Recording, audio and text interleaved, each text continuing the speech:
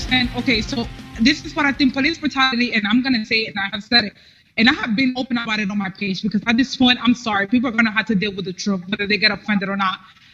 Police brutality is not a problem in America. It's not a problem in America. I'm not saying that those police officers should not pay. They obviously, I don't care who you are. If you commit a crime, you need to pay. Okay? But police brutality is not an issue in America. Don't tell me that when the numbers do not lie. We have lost 11 children. 11 children have been killed so far. Nobody's going crazy. But because of George Floyd, we're destroying the communities, and then we make up excuses. Oh, those stores have insurance. Those are the excuses some people have made. The stores have insurance. It's okay to... No, seriously. I've seen people say that. So the numbers, if we keep adding up the numbers from New York City, Chicago, Detroit, Baltimore. Right. More people have died in the last couple months from the rise of violent crime than cops have killed in years. Years. Thank you. Because I don't understand. So what I'm trying to tell people, and I how to debate with somebody, I try to tell them, listen, police officers, every time they get out of their house, that's a walking death sentence.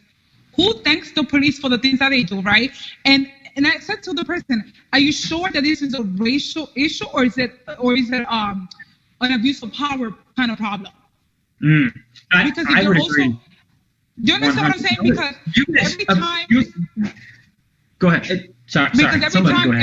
Every time there's an issue with a black and white person, I cannot be like, oh, well, they're just being racist. What if the person is just a bad person? What if the person is just mentally ill? What if the person is just a shitty individual? Do you understand where I'm coming from? Because I have had issues with people that look like me, so that means they're anti-black, that they're a self-hater. Well, look at the cops in the George Floyd case, right? Okay, you have one white guy, the guy with his knee on his neck, and then you have an Asian guy, and then you have a black guy, and then you have the other white guy who was saying, hey, maybe we should not do this, right? So even narrative within this case is a little bit screwed up, and I think people don't want to talk about it.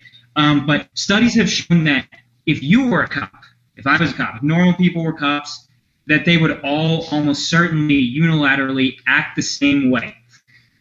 And it's a power abuse thing, and this is why you say police brutality is not as much of an issue in the U.S., and that's because we have a system which de-incentivizes that. Whereas in Mexico, my buddies drove to Mexico not long ago. I was talking about this with you earlier, and they got shaken down by the police. The police pulled them over, kicked their ass, took all their stuff, left their car in a ditch, and then went on their way. So, the fact that we don't even look at the system and say, hey, at least we have something that's worth holding up, or that maybe we can legitimize as, at least we're not as corrupt as almost every other country in the world with this stuff, goes to show that people are really dissonant about these issues. They don't want to look at the good things. They only want to drive the terrible stuff that happens because they have an agenda. Right, and then, we can even look at New York, where, Josephine, you live. In New York, the police force, and this tends to be the trend all around the country, including the southern border, right, including Border Patrol agents, right? The demographics of the police force typically match the demographics of the city because those are the people in the city. Right.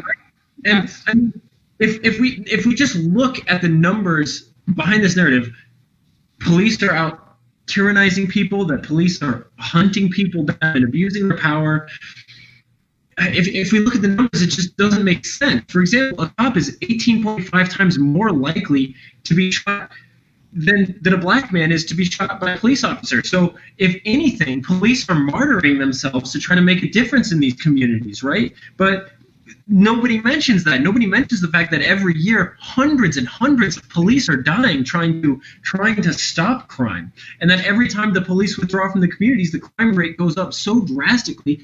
And another thing, if education is the number one way for people to improve their socioeconomic status, well, what happens when we have these riots? What happens to the schools are funded by property tax, right? What happens when you burn down a city? The property values go.